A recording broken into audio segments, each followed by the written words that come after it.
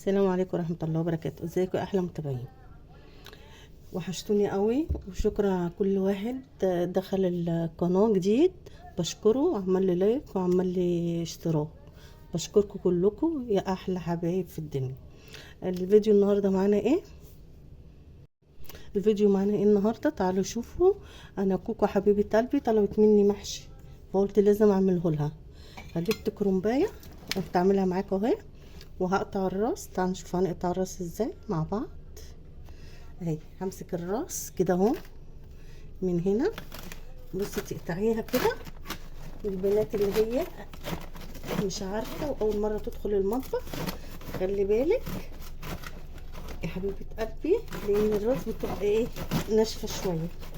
تاخديها دوريه دوريه كده، تقطعيها كده لتحت كده كده كده كده. بصي تلاقي الراس ايه،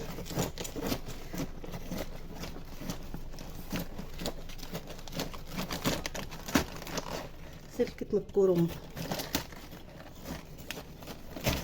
بصوا خلاص، بصوا اهو الورق اتفك كله.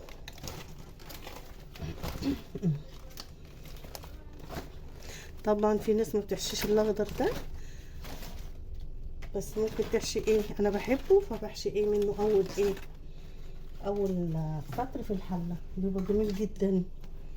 انا زمان يا بنات وانا بنت ما كنتش احب الورق الاخضر خالص، ما كانش ابيض ماكلهوش.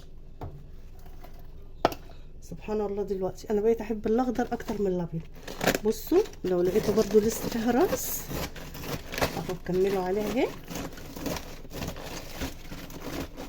كده.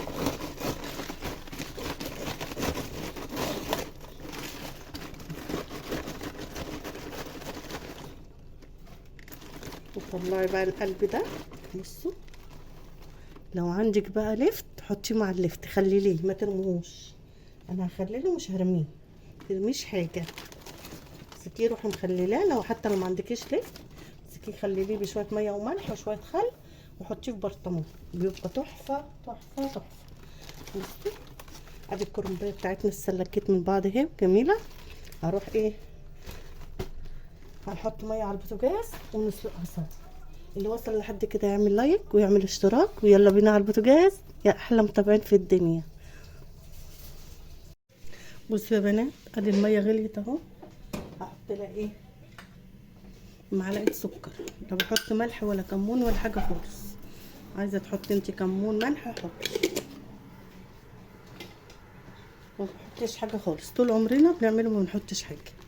بس وانزل بقى بالكرنبه بتاعتي، بتكون الحله كبيره. لو الحله بتاعتك صغيره فرطي بقى الكرنبه بس كده. سيبها 3 دقايق بس، وبعد كده اقلبها على الناحيه التانية. بصوا يا بنات بعد كده هقلبها اهو بالراحه من الجنب كده. انت هتلاقيها خلاص اتعملت، ما بياخدش 3 دقايق. تقلبي على الناحيه التانية اهو. انت بتقلبيها على الناحيه اللي انت قطعتي منها الراس بس كده. كله هيتعمل بالطريقه دي وتطلعيه على طول، مبياخدش وقت خالص.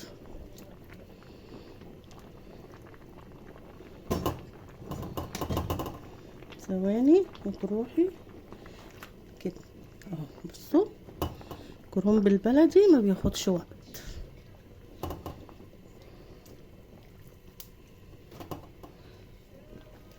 بس طلعها على طول على طول، وما بصي طلع في المصفى على طول. قبل ما تطلعي دولت، لا اما تحطيه في ميه بارده لا اما تحطيه في صينيه فرطيه. تحطوش فوق بعضه مش هتلاقي ورق، هتلاقيه اتهرى. لازم الورق تروحي حطاه في صينيه او تحطيه في ميه على طول. الورق الكرنب البلدي ده كرنب بلدي ما بيستحملش.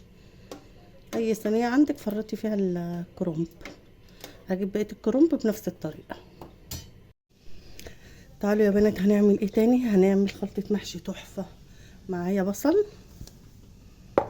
هنجيب الاول المادة الدهنية بتاعتنا. معايا زيت، المحشي بيحب الزيت كتير. عندك حتة ليا عندك حتة دهن حطي، حطي وما تستخسريش. وهنزل بالبصل، بيحب البصل كتير قوي.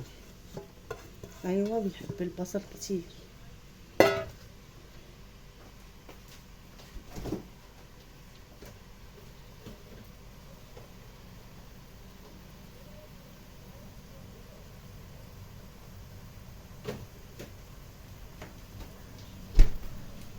ننزل بمكعبات سمنه، نشوح ده كله مع بعض.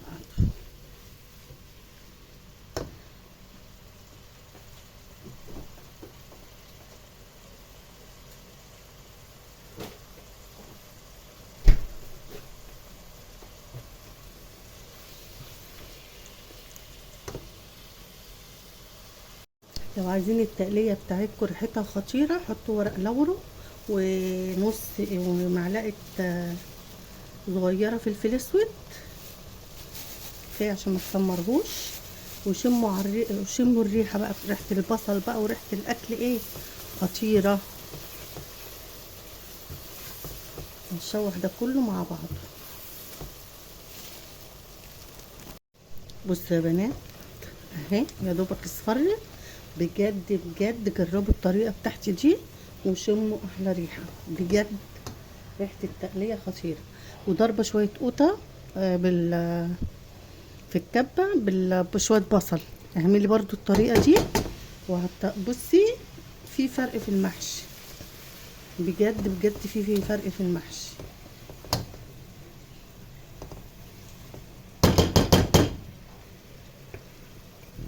نزلي بقى كله ما ترميش حاجه عشان حرام بجد. ريحه المحشي دي بتفكرني بايام زمان، ايام الطفوله لما كانت ماما بتعمل لنا المحشي، كان بيقلب البيت بصراحه.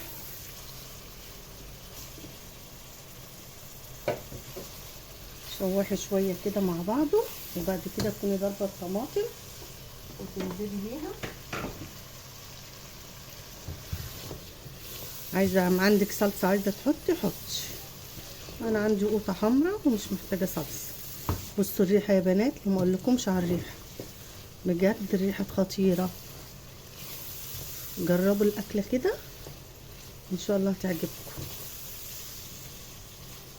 طب الحتت القوطه دي يا مرمى ما تخافيش، دي بتدي المحشي طعم والله وبيبقى حلو جدا.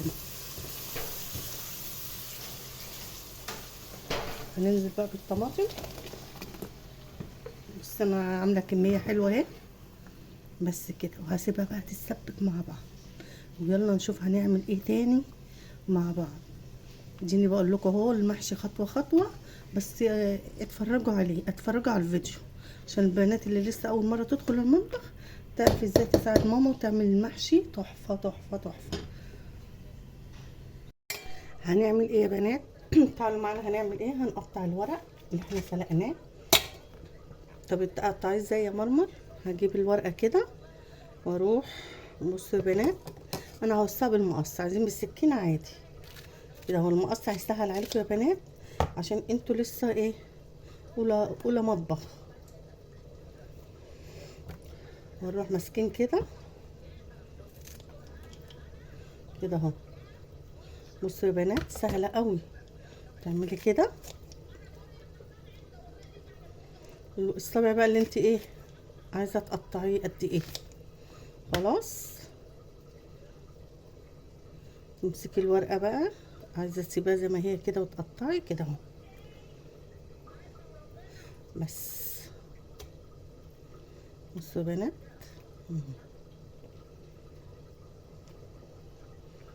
سهله جدا ومبتاخدش وقت.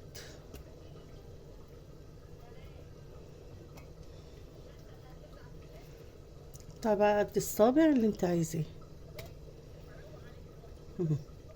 عايزين تسيبوها كده وتقطعوا وانتوا بتعملوا مفيش مشكله، بس انا كده بحس ان انا ببقى سريعه لما بخلص من الورق كده واقطعه.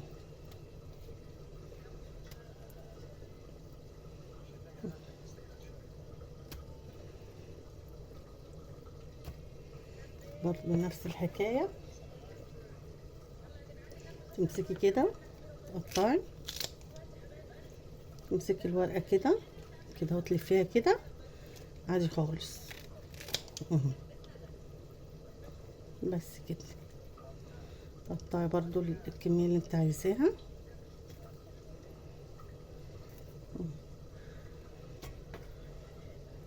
وترصي بقى.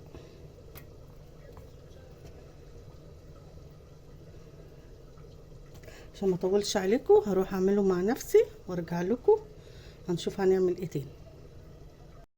معايا ايه يا بنات؟ التقليه اهي خلصت بتاعت المحشي. هنحط ايه؟ هحط نعناع. بص معايا نعناع ناشف، عندك اخضر حطي اللي عندك حطي، مش عايزه تحطي نعناع ما تحطيش، اختيار، بس بجد جربيه بالنعناع حلو قوي. وهحط ملح ونظبط بقى الملح بتاعنا.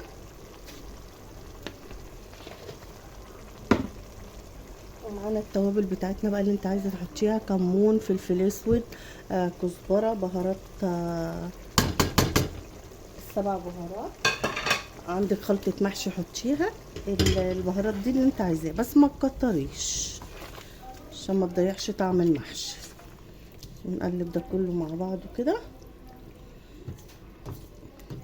يلا يا بنات، اللي وصل لحد كده يعمل لي لايك ويقول لي ايه رايه في الفيديو اللي انا منزلاه.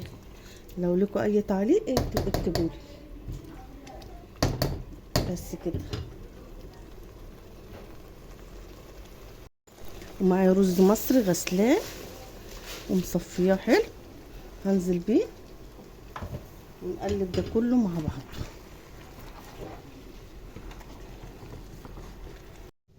ادي يا حبايبي بعد ما عملنا خلطة المحشي اهي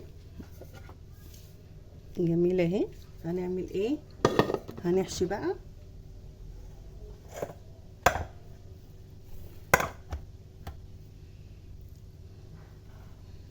معايا حلة فانا حاطة فيها ورقة من الاخضر، ما ترميش الورق الاخضر حلو.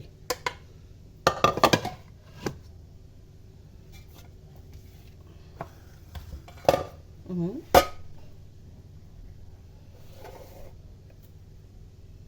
هعمل ايه؟ يلا نحشي. بمسك الورقة كده على ايديا واحشيها كده، واحط في النص واحشي كده كده اهو. وترصي بقى، اهم حاجة الرصة عشان المحشي يستوي معاك عدل.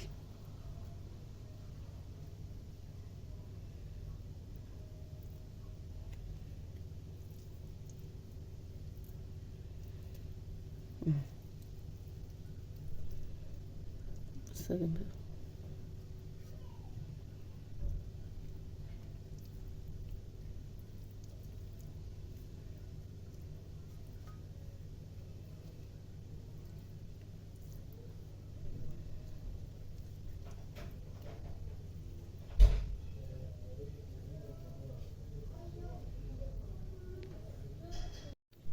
ومعايا ايه تاني؟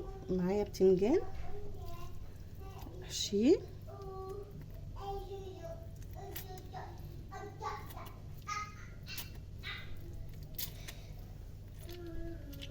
ما تملهوش قوي.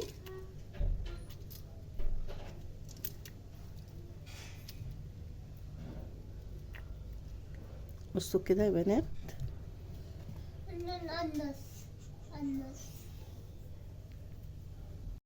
بصوا معايا كمان فلفل نحشيه برضو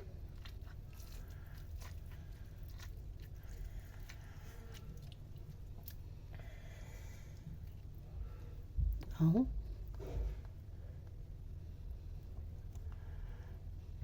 ومعايا فلفل من ده بيبقى طعمه حلو قوي.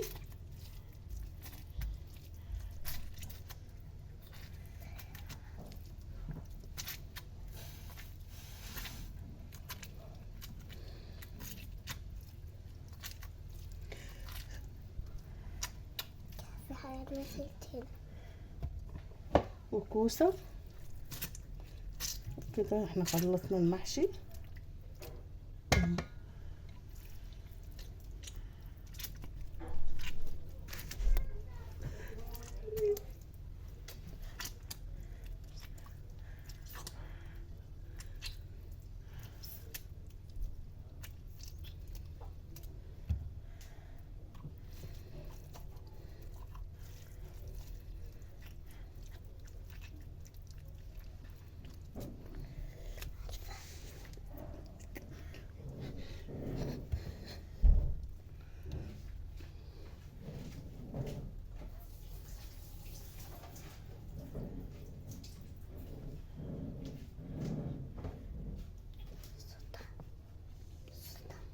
ادي كده عملنا البتنجان اهو.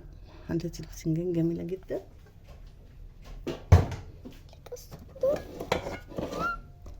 وادي الكوسة بالفلفل اهو، تعالوا نحطهم على البوتاجاز. ادي يا بنات اهو هنحط الشوربة. طبعا الشوربة انتي مظبطة ملحك، وهننزل بيها على البتنجان بس كده، وهنسيبه لحد ما يتشرب ويستوي خلاص. ادي الكوسه اهي والفلفل، حطيت برضو الشوربه وهغطيها لحد ايه ما يتشرب، واوطي عليها زي الشمعة بالظبط. ادي الكرنب اهو، حطيت له برضو الميه كده يا دوبك قبل ما يتغطى بحاجه بسيطه كده، وهغطيه قبل ما يستوي واوطي عليه. وادي هنا محشي الباذنجان اهو استوى، وادي الكوسه خلاص اهو موطيه عليها 5 دقايق، وهروح ايه طفي عليه. استوى اهو. ادي الكرنب وادي الكوسه والفلفل وادي الباذنجان وادي لسان العصفور، والاكل خلص وهغرفه اهو وهشوف اصوره معاكم. ادي الاكل خلص معانا اهو. عملت الكرنب اهو جميل جميل، وادي الفراخ المشويه طب بطريقه حلوه قوي، وادي الصوص بتاعها، وادي الكوسه، وادي لسان العصفور، وادي الباذنجان. وكنت هعمل ملوخيه، قالوا لي لا كفايه كده بجد. ادي الاكل طعمه حلو قوي، شكله حلو، وطريقته سهله جدا، وكل ده عشان خاطر كوكو عملت لها الاكل اللي هي طالباه. يلا بقى وروني التعليقات وقولوا لها يا كوكو ايه رايك في الاكل اللي تتعملي. يا رب الفيديو بتاعي يعجبكم، واللي اول مره يخش قناتي يعمل لي لايك ويعمل لي اشتراك عشان يجيله كل جديد من مطبخ مرمر. واقول لكم ايه، ما تنسوش لو الفيديو عجبكم اكتبوا لي تعليق، ولو لكم اي راي قولوا لي. يلا اقول لكم ايه، سلام. هتوحشوني من الفيديو ده، الفيديو الجاي يا احلى متابعين في الدنيا.